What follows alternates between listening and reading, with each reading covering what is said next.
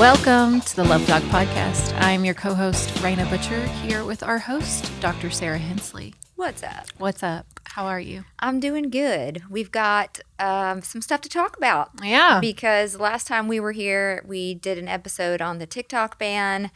So much has gone down. In a very short period of time, like a week. Shocking details in a very, very short period of time. And I strongly believe that we still have a lot of needed action that has to take place.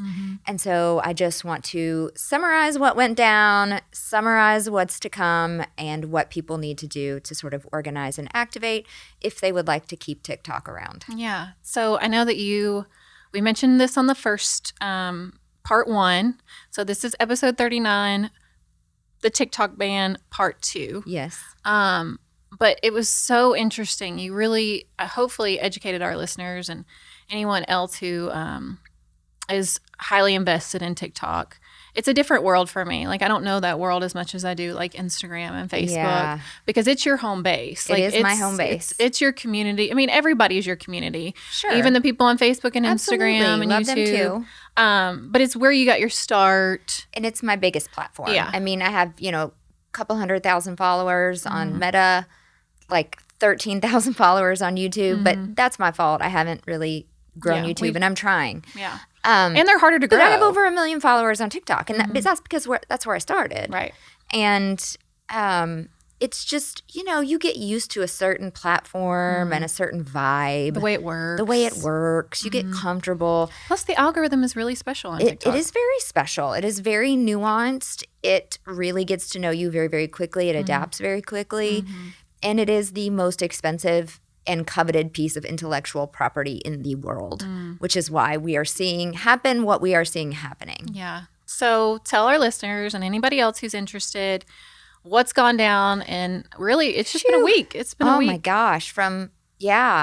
So we got the ruling from the Supreme Court on Friday, which honestly, I think flabbergasted me and most other people because those of us that were very invested in listening to the oral arguments really felt like TikTok just provided such a good case for you why thought they were going to win. I did. I mean, I fully expected I at least expected a balanced ruling because that's what the Supreme Court usually does. I mean, they rarely uphold blanket bans, especially for anything that would violate free speech. I mean, this is really very, very shocking in terms of the history of our Supreme Court. So why do you think that happened? I think it was rushed. I think the Supreme Court, the average age is, I think, like 60 or something like that on the Supreme Court. I mean, they just don't understand TikTok. They have no idea anything about the platform. And so things like the economic impact, which would be outrageous. I mean, it would literally be economy crashing. Yeah, what's the number of small businesses that 7 million small businesses. I think they said that the GDP of TikTok and its direct impact was $124 billion last year. But there's so much indirect impact that it's we can't even measure it, right? So like take, for example, somebody who is a travel blogger and they make money monetizing on TikTok because of their videos. That's direct impact, right? So they're not going to get money from TikTok if TikTok shuts down. But let's say they do a video about going to Nashville, Tennessee, and they hit all these really cool places.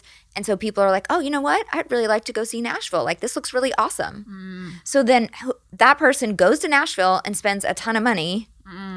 That's indirect impact. And we can't even measure that. Right. And that's hundreds of billions of dollars, which has been estimated. So the impact on the American economy would be massive. And nobody is talking about that except a couple of people in Congress. Representative Ro Khanna, Senator Rand Paul, and Senator Ed Markey.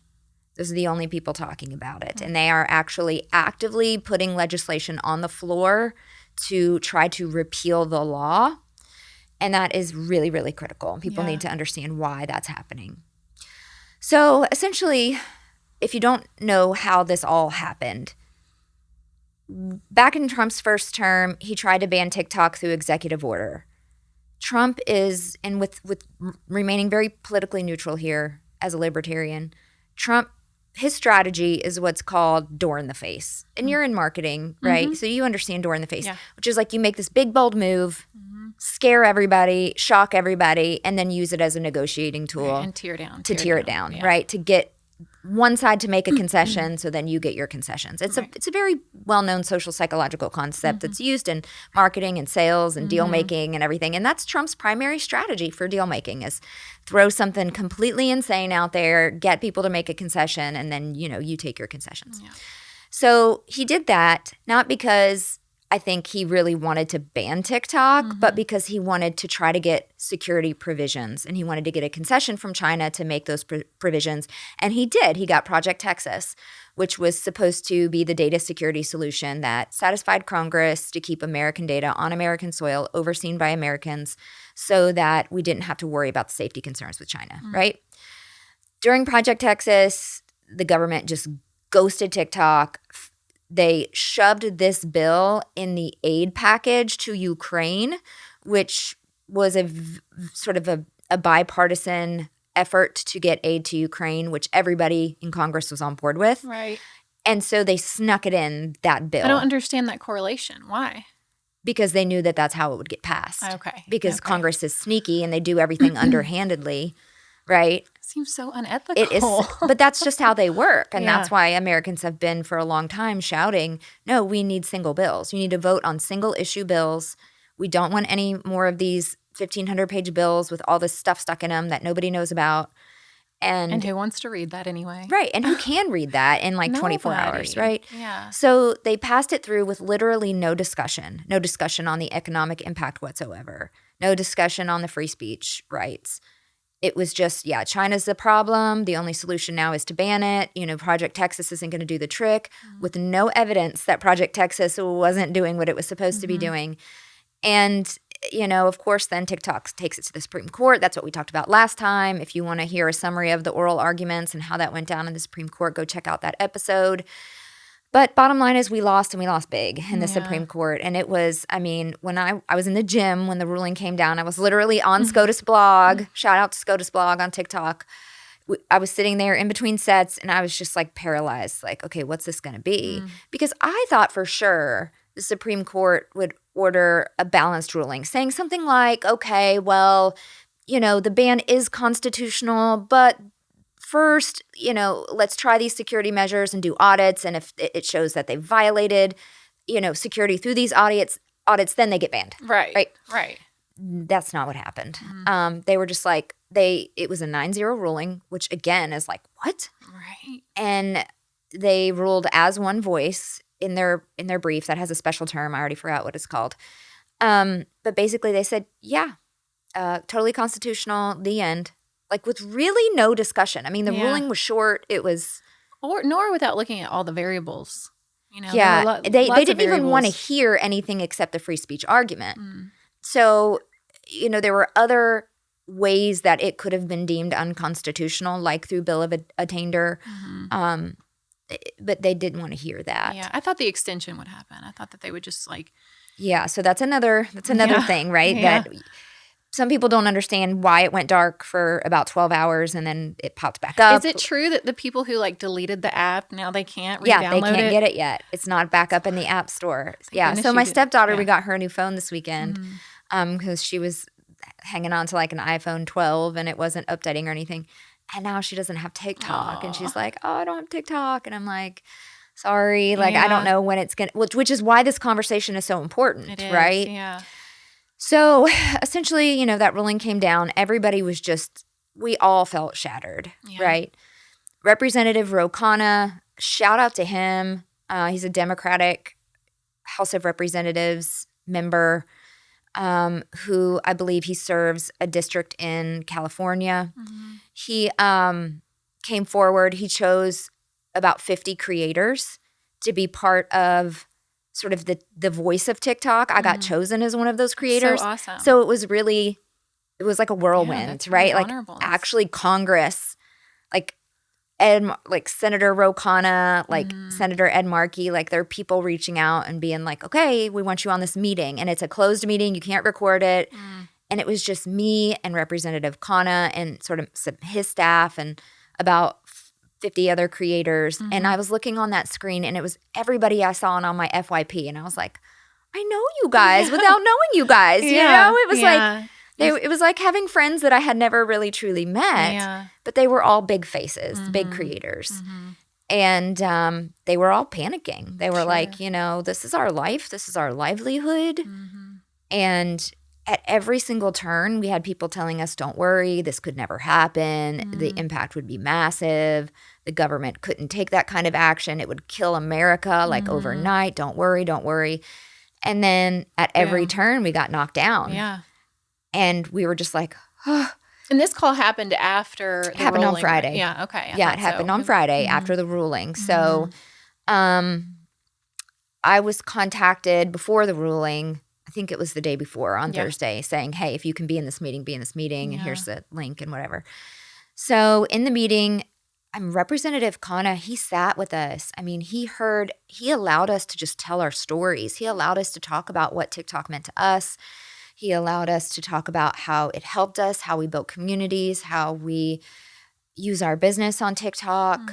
And he really listened. Yeah. Which I was, you know, it was refreshing for a politician to sit there and really provide empathetic feedback and just let people talk as much as they needed to talk. And it was a slow-moving meeting, but it was a really beautiful meeting to hear the creators' stories. I mean, people from who had escaped domestic violence and then now were helping other people escape domestic violence. There were people who created companies because they had been laid off and they were, you know, going to get evicted. And so they just started doing, you know, things on TikTok and it saved them from I'm sure being lots evicted. Of them had like COVID stories, you know. Oh, for sure. Because I feel like that's kind of like when TikTok became really hot. Yeah, that's when I joined, was during COVID. Yeah.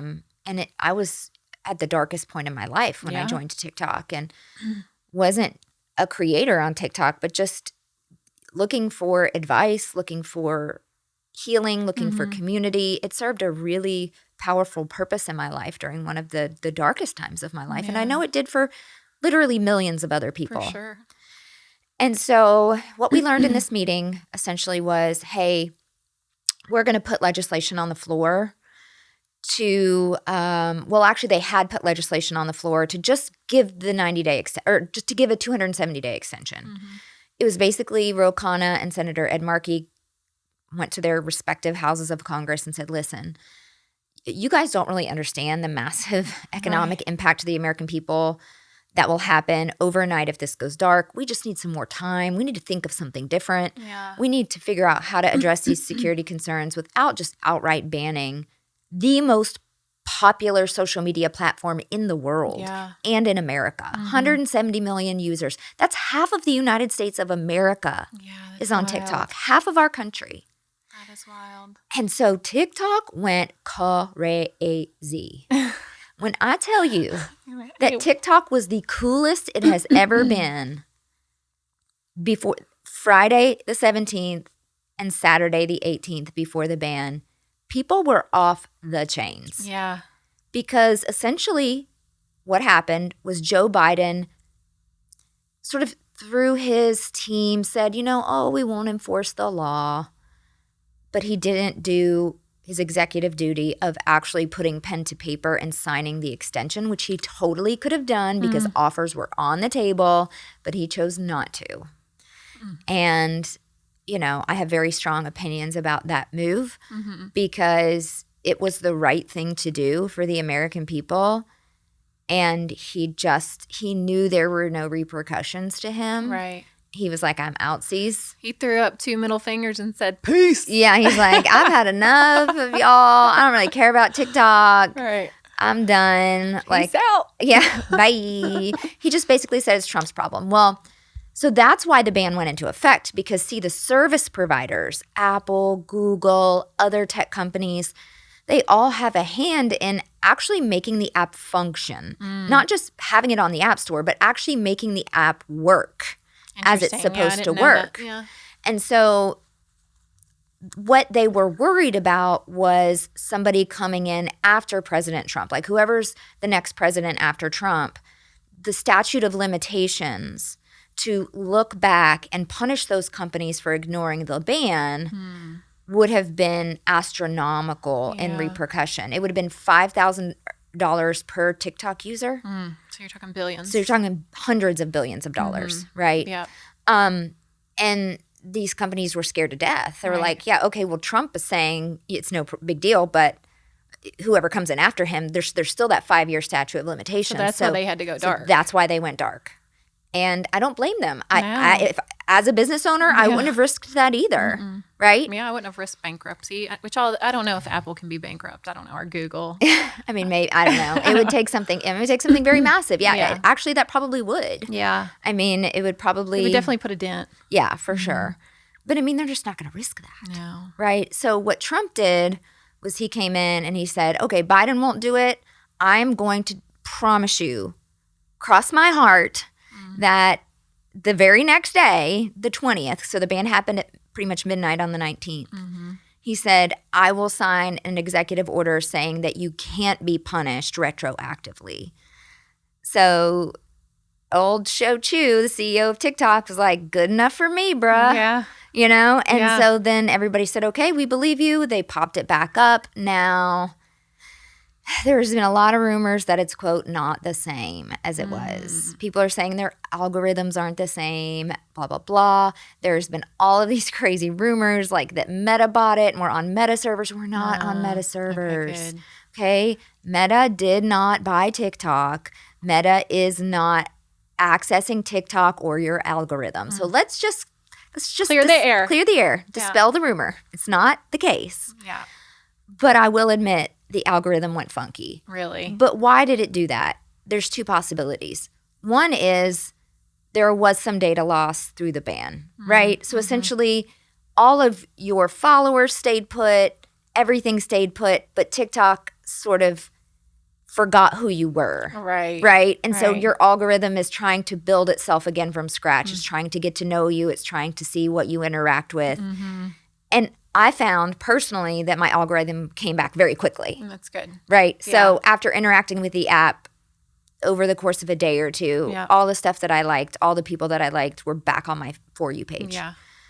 Other people were saying, oh no, Trump's suppressing or censoring information.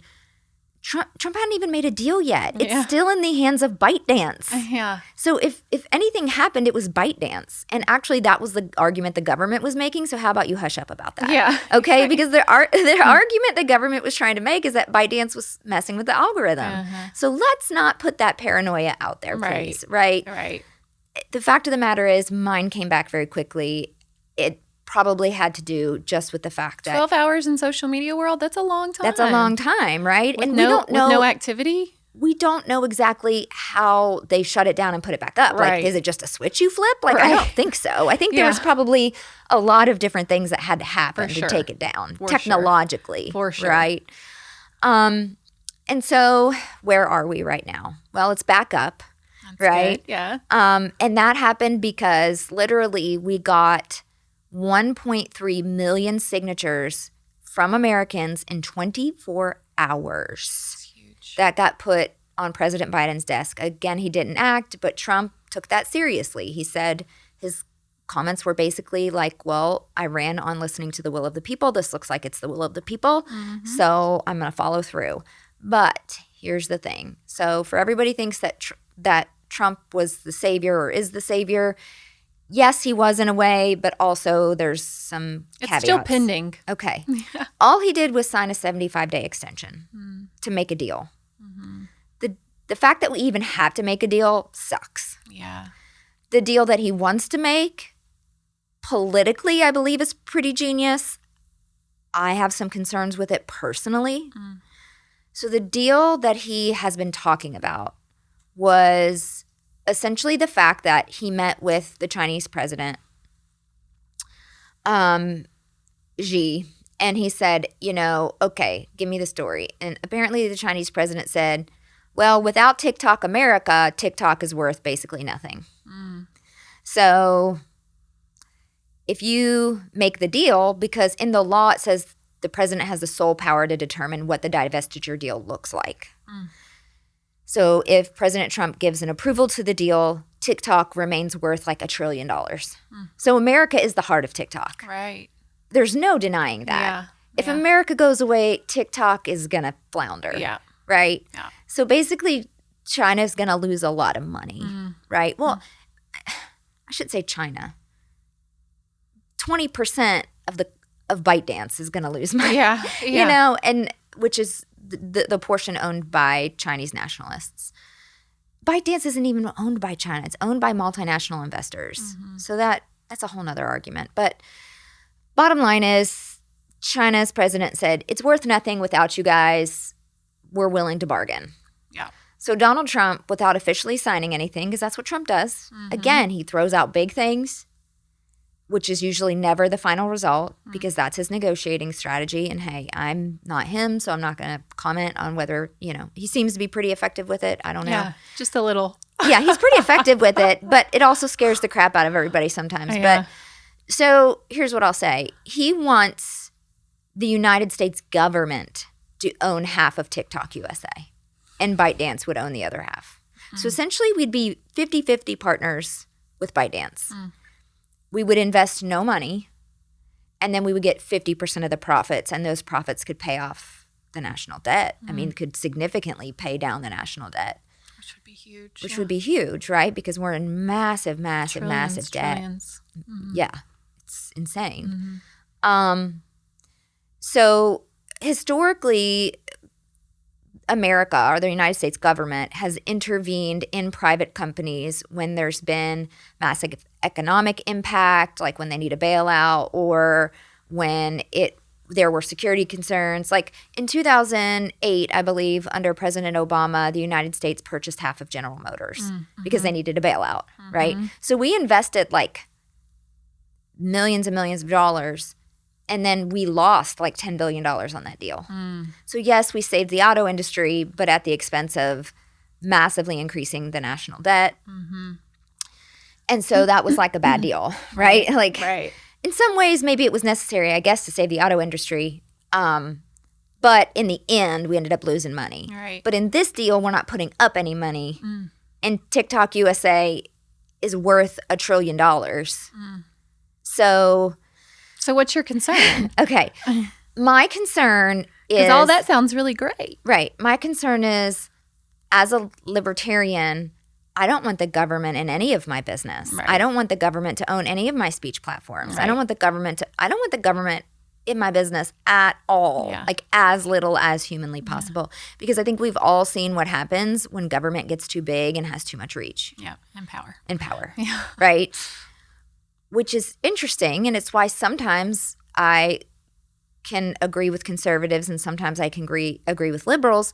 It just depends on what are we fighting for. Right. And if it has to do with fighting for liberty, fighting for rights, I'm on board. Yep. Right? Yeah. Which I think that's why people on my page, they always keep trying to figure me out. Like, oh, you voted for Trump, you voted for Kamala. I'm like, you don't know what I've done. Yeah. You have no idea. Yeah. You're not going to be able to tell And about I'm the people gonna I keep follow. it that way. And I'm going to keep it that way because, frankly, it's none of your business. Right.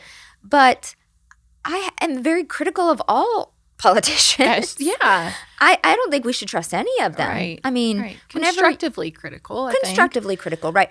I mean, like, you know, let's take Representative Khanna. I am so thankful for him.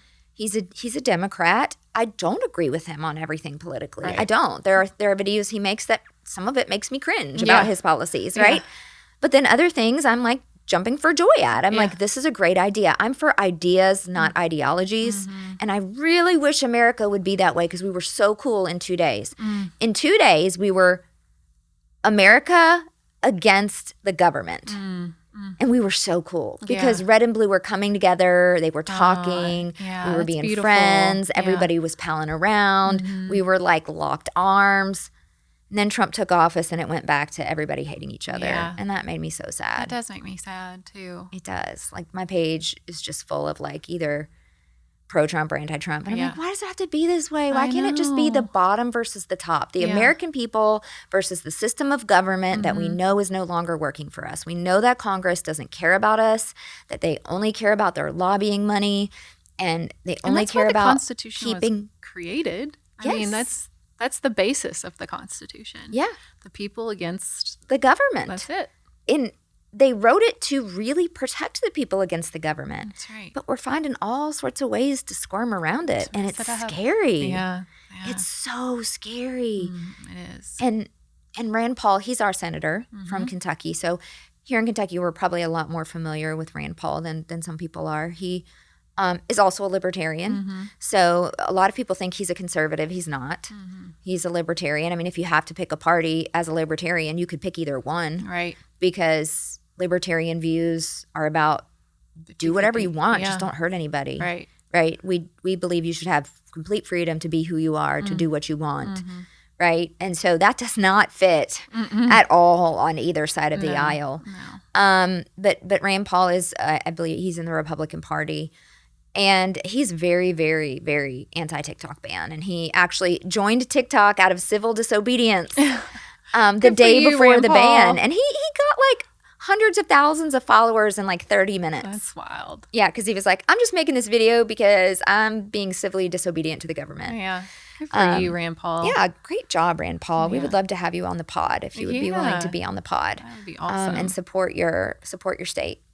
So essentially, okay, the next step is that Rand Paul and Ro Khanna now are co-sponsoring a new bill to actually repeal the ban law because they're saying we never debated it. You never considered the economic impact to the American people. This got rushed through. Nobody knew what it meant or what it was doing. Y'all aren't even on TikTok except the handful of hypocrites that still voted for the ban. And man, trust me, they're done. Yeah. Yeah. So sorry, Cory Booker, but you're not going to get reelected. No, everybody hates you on TikTok. Yep. Tom Cotton, you're done. Yep. It's not going to happen. Literally all of TikTok was, for 2 straight days, was Everything. millions and millions and millions of videos roasting these members of Congress. All done. Bye. Yeah. Bye. You're not coming back. Yeah. But the new legislation is essentially saying we did not do the American people the due diligence of really discussing how we could keep this platform while also addressing security concerns. Right. It's a content-based ban. You're not fooling anyone now. And even the people that spoke up against the extension law they tried to propose, which I didn't even get into that. So right before all this happened, again, Khanna and Markey put that 270-day extension, and it had to go through a unanimous vote of the Senate because Senate legislation, there's a process. It has to go to committee, then it has to go, through all these different steps. The only way you can get something passed quickly in the Senate is if you take it up for unanimous vote, meaning that every single member of the Senate just has to sit there and be quiet when they say, hey, I want to pass this through unanimous vote.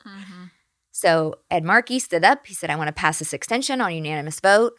One dude stood up and opposed it. Everybody else was cool. Yeah. Everybody else sat there quietly except one dude, and that was Tom Cotton. And if you go to TikTok and you search Tom Cotton, everybody was like, you're dude, done. yeah. You're done. You are the most Not uncool cool. person who has ever walked this earth. You cannot sit with us. Yeah. You are. And everybody from Arkansas was like, bye. Yeah. Like, you are done. And he's the guy that, if you remember watching the TikTok hearings, grilled the TikTok CEO. Like, are you from China? And he's like, no, I'm Singaporean. Yeah. Like, have you ever been affiliated with a Chinese Communist Party? No, I'm from Singapore. Yeah. Have you ever had a Chinese passport? No, I'm Singaporean. Yeah. And just because the guy looked Asian, you could tell he was being so racist Yeah, it's awful. against him. Yeah. Because he was of Asian descent. Right. It was blatantly obvious. And that he just didn't understand the difference between China and Singapore. It's like that episode of King of the Hill. Yeah. So are you Chinese or Japanese? Yeah. So it's like, we can't, it's 2025. Yeah, come on, people. Why are we not, how can we be that blatantly racist towards somebody openly? Especially somebody who has awful. Who has that much power. Right. And I mean, I get it that China's our adversary. Sure. But Chinese government is our adversary. The people of China aren't Right. our adversaries. Right. They shouldn't be, at least. You're right. You know, it's like, okay, our governments are allowed to hate each other, but we shouldn't be forced to hate other people. No. That's ridiculous. Anywho. So what now? So what's now? Next? So what now is there is a petition. If you type in TikTok petition, you need to sign the petition. That is the petition to repeal the TikTok ban. Because right now we're just sitting on 75 days. We're sitting on 75 days. And yes, do I believe Trump is going to make a deal? Yeah, of course he's going to make a deal. Yeah. But is that deal better than no deal? No, it's not. What we want is for everything to stay the same. Yeah. And for Project Texas and maybe additional security measures to be put in place. But we don't want to lose the algorithm. And, you know, as much as the United States could potentially economically benefit from owning part of TikTok, I think that is a little bit of a slippery slope that we just would have to see, right? I mean, our government has way too much power. It just has too much power, and we've all seen what happens now when it does. Yeah. And so I think what we need to do, you need to sign the petition and you need to call your congressman. Please call, email, find out who your House of Representatives are, find out who your senators are if you don't know, call them, email them, and ask them to please vote for the legislation to repeal the TikTok ban, because that is the only true way it can be kept safe. Whoever comes in after Trump could restructure the deal. That's right. And then TikTok could be banned all over again. Yeah. So we are not done with this fight. We're going through this all over again. Right. And we don't want to go through it again in 4 years. No. And we actually might have a chance to preserve what's really special about TikTok before other entities come in and overtake it and put their hand in it. Put conditions on it. I beg of you, if you care about our First Amendment rights, this is such a gross violation of our First Amendment rights. And listen, every time the government has ever taken power, it's always been under the guise of national security, and they never give it back. Yeah. And so if we just sit back and stand there and watch them take our constitutional rights away from us, they will not stop. Yeah, this isn't, and I think that's important to really hone in on. It's not about the app. It's not about the app. It's about our freedom. Yeah, it's about our First Amendment right, the most important one. Yeah. Because when you don't have speech, then everything else goes, right? Everything else falls with it. Yes. So please, obviously, I'm not as vested in TikTok as you are as a creator, but I know a lot of people are that just go. So many people. I learned how to cook sourdough on TikTok. Heck yeah. I learned how to take care of my chickens on TikTok. Like it's this educational platform that I think has just helped people in such a tremendous way. It has. It's given people financial freedom. It's given people community. Yeah. It's amplified organic voices that have not been able to grow on other platforms. And it's given people an opportunity to literally get out of poverty. Yeah. And we are taking that right away. We are taking people's right to free expression away. We are taking away the right for people to receive information where they want to receive it from away. I am shocked. I am disappointed. I am flabbergasted at the Supreme Court, but I think that is just never a guarantee. They essentially what they did was they just said, yeah, we trust that Joe Biden made the right call. We can't make national security decisions, so we just have to punt it back to the executive branch and say, we trust that whatever they said was true. Right. And we knew that was a possibility, but we were hopeful they would be a little more invested and do a little more digging and really investigate the situation further. But essentially, we put them under a time crunch, and we gave them a couple days. And nothing happens quickly in the government. I used to work except banning TikTok. That happened uber quick, which shows you that the government can do things quickly if they want to. But without looking at all the evidence or the variables. So, essentially, I used to work for the federal government, and so I learned, nothing is done quickly. In fact, when I went from working for iHeart, this very corporate America company that was all technology based into the federal government landscape, it was amazing how far behind they were just on every level, technology wise. I mean, it was like I'd stepped back 10 years, a decade. Wow. So that's insane. Again, just another valid point to say that the federal government just probably doesn't know that much about technology. They don't. And they don't know jack about TikTok. No. They don't know jack about it. They don't know what it does.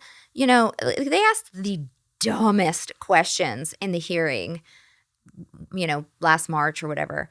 Does TikTok connect to the Wi-Fi? Some of them were calling it Tic-Tac.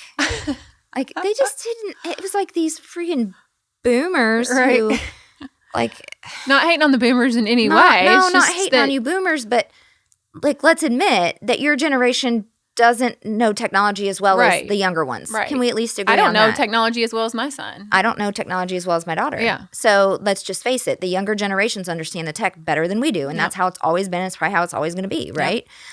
They're more vested in it. They use it more. They grow up with it. They grow up with it, right? And so what was so disappointing is just that these senators were so blatantly ignorant. Yeah. And they're not listening to the will of the American people. And we can't be okay with that anymore. No. So I'll just end it on that Yeah. note.